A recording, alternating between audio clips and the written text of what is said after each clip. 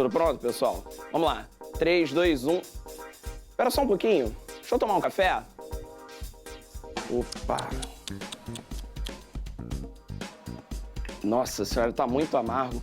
Faz o seguinte, 2 colheres de açúcar, por favor. Dá a colher. Que maravilha, hein? Nada melhor que um cafezinho. Quanta diferença. Você gosta de açúcar? Aham. Você deve usar açúcar em quase tudo, né? Sim. Você gosta daquele quindão, brigadeiro? Com certeza gosta, né? E aí, como será que a cana-de-açúcar, que é de onde vem o açúcar, chegou ao Brasil? Você não sabe? Então vem comigo, que é tempo de estudar.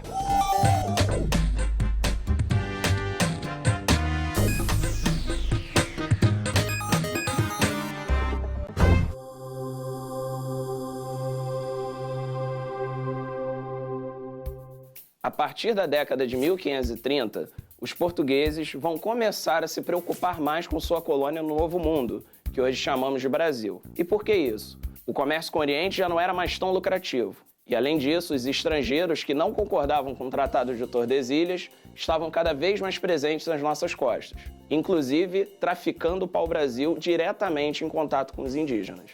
A expedição, chefiada por Martim Afonso de Souza, enviada pelo rei de Portugal, Dom João III, vai ser o pontapé inicial na colonização, ocupação do território definitiva do Brasil.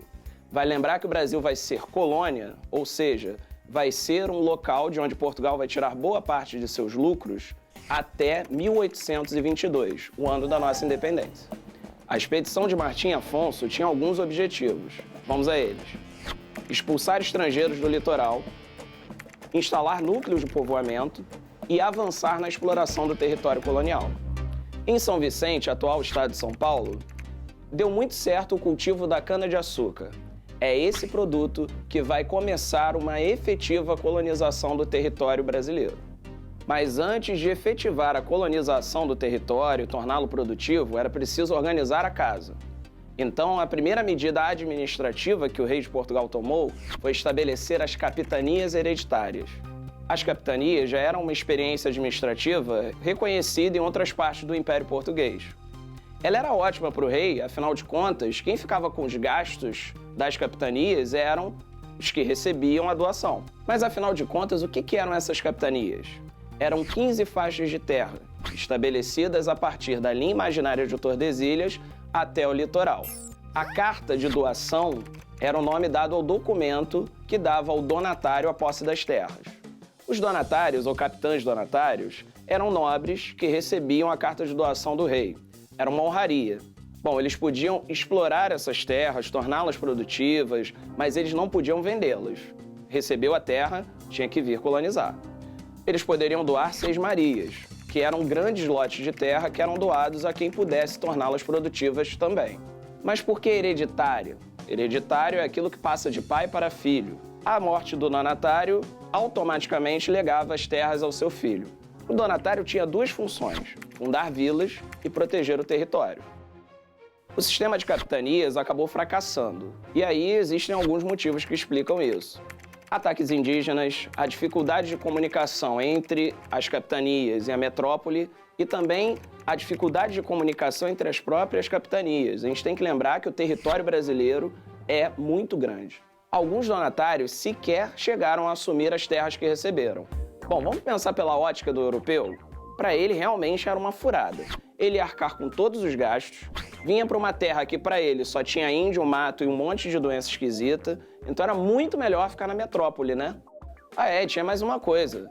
Nem riquezas minerais a gente tinha ainda no momento. Não foram encontrados nem de primeira ouro e prata. Então, realmente, não valia a pena para os europeus virem para o Brasil. É importante que, apesar desse fracasso, as capitanias não acabam. Mas o governo português percebe que precisa centralizar mais a colonização. E aí, em 1548, surge o governo geral. No ano de 1549, Tomé de Souza chega ao Brasil como o primeiro governador geral. Salvador, na Bahia, é escolhida como primeira capital da colônia. A administração das vilas e cidades que iam surgindo aos poucos no Brasil ficava a cargo das A administração de vilas e cidades que iam surgindo aos poucos no Brasil ficava a cargo das câmaras municipais. Eram dirigidas pelos homens bons. Quem eram esses caras? Homens brancos, donos de terra e de muitos escravos. Você já reparou como a gente usa açúcar em quase tudo? No bolo, no brigadeiro, no quindão, mas também no guaraná, suco de caju, goiabada para a sobremesa, toma guaraná. Quer dizer, onde eu estava mesmo? Com a estrutura administrativa montada, a cana-de-açúcar pôde se estabelecer enquanto produto de exportação. Mas por que a cana-de-açúcar? Bem, o açúcar era um produto extremamente valorizado no mercado mundial naquela época. Além disso, os portugueses já conheciam técnicas de plantio que usavam em suas ilhas, como Madeira, Açores, Cabo Verde, e trouxeram essas técnicas para o Brasil. O Nordeste vai ter o clima e o solo ideais para ser o centro dessa produção. O engenho era a unidade produtora do açúcar. Ele englobava a lavoura, também o maquinário, que era a moagem da cana, transformando ela em melaço, a casa grande, que era a moradia do senhor e da sua família, e a senzala, que era o alojamento precário dos escravizados. O senhor de engenho era muito poderoso nessa sociedade. Ele era o dono de todo esse complexo chamado engenho. Ele tinha funções políticas, mas além disso, ele estava sempre em contato com o mundo urbano, em contato com as pessoas que financiavam a produção do açúcar e também com o comerciante do produto. A cana-de-açúcar foi plantada aqui no sistema de plantation. Quê? Plantation. E esse sistema tinha algumas características. Vamos a elas aí. Monocultura era o cultivo de um único produto, geralmente o que dava mais lucro no exterior. Sendo assim, também era uma produção voltada para exportação, ou seja, só se plantava muito o que se vendia muito. No caso aí, a cana-de-açúcar. Mais tarde, o café. Ah tá, vale lembrar que o café não era no tempo da colônia, mas já no tempo do Império, e mais tarde República. Vale você dar uma conferida no tempo de estudar do 8º ano, a gente tem aula sobre isso. O latifúndio, que era a produção em uma grande propriedade, era vital para a plantation. E mais uma coisa era vital para a produção da cana-de-açúcar e de outros trabalhos no Brasil: a mão de obra escravizada africana. Dizia-se na época que o escravo eram as mãos e pés dos senhores de engenho. Apesar de boa parte dos trabalhadores de um engenho serem escravizados, havia também trabalhadores livres e assalariados. Um exemplo disso são os mestres do açúcar. Qual era a função deles? Era cuidar do tratamento do açúcar, tornar o produto mais bonito para a venda. Este artesão extremamente especializado tinha como função controlar a moagem e a consistência do açúcar. Como seu trabalho era extremamente técnico, ele era muito valorizado. Os holandeses eram extremamente importantes na cadeia produtiva do açúcar. Afinal de contas, construir um engenho não era nada barato, precisava-se de muito dinheiro. Muitos banqueiros holandeses emprestavam dinheiro para essa empreitada e, claro, ganhavam com isso, recebendo ele de volta com juros. E também, boa parte dos que distribuíam açúcar pela Europa eram comerciantes holandeses. Então a gente pode dizer que a Holanda ganhava até muito mais que Portugal nessa produção de açúcar. É importante que a gente lembre que, apesar do açúcar ser extremamente valorizado, nem só de açúcar se vivia na colônia. Milho e mandioca, por exemplo, eram cultivados principalmente para alimentação interna, voltada para os colonos. Havia também o tabaco, que era utilizado para a produção de fumo. O fumo era visto como um remédio e, na África, era utilizado como moeda na troca por escravizados. A produção do algodão também era voltada para o mercado interno, para a produção de roupas. A partir do século XVIII, o Brasil vai passar a exportar muito desse algodão para a indústria têxtil da Inglaterra. Também vale conferir o nosso tempo de estudar do 8º ano. Temos assunto sobre isso. A criação de gado servia tanto para a produção de carne e leite, como de couro, que também servia de vestimenta. Além disso, o gado era utilizado como força que movimentava as estruturas de moagem no engenho. Havia também as drogas do sertão. Vamos explicar isso melhor. Quando você precisa de remédios, você vai a uma farmácia ou drogaria. Drogas nesse tempo era qualquer tipo de remédio. No caso, algumas especiarias que vinham da floresta amazônica, como por exemplo o urucum, a castanha do Pará, o cacau e o guaraná. A produção de cana-de-açúcar deixou marcas profundas no Brasil. Em nossa cidade, o Rio de Janeiro, por exemplo, diversos bairros têm sua origem a partir de engenhos.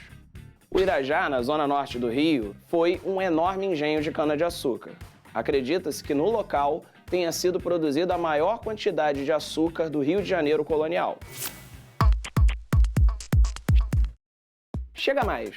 Você sabia que tem uma lenda sobre o nome Irajá que conta o seguinte: para alguns, Irajá significa o mel brota. Os indígenas que trabalhavam lá na lavoura de cana-de-açúcar confundiram o mel com o açúcar produzido pela cana-de-açúcar. Se a cana-de-açúcar nasce do solo, era o mel que brotava. Bom, muita gente acredita que isso é lenda mesmo e que, na verdade, Irajá era nome de uma antiga aldeia tupinambá que existiu às margens do rio de mesmo nome, Irajá. E nesse tempo de estudar, você viu que os portugueses organizaram a administração do Brasil através das capitanias hereditárias e, mais tarde, através do governo geral. Estabelecido um sistema administrativo, os portugueses decidiram investir na produção da cana-de-açúcar e, assim, gerar lucros com a sua nova colônia. A gente se vê numa outra história. A administração de vilas e cidades que iam surgindo no Brasil naquele momento eram... Caraca, gente, aí, tá vendo? Gravando. Muitos banqueiros holandeses... Parou aqui, cara. Em São Vicente, atual estado de São Paulo... Peraí, 3, 2, 1. Gravando. Em São Vicente, atual estado de São Paulo, vão ser plantadas as primeiras mudas de cana-de-açúcar. E lá também vão ser... De novo.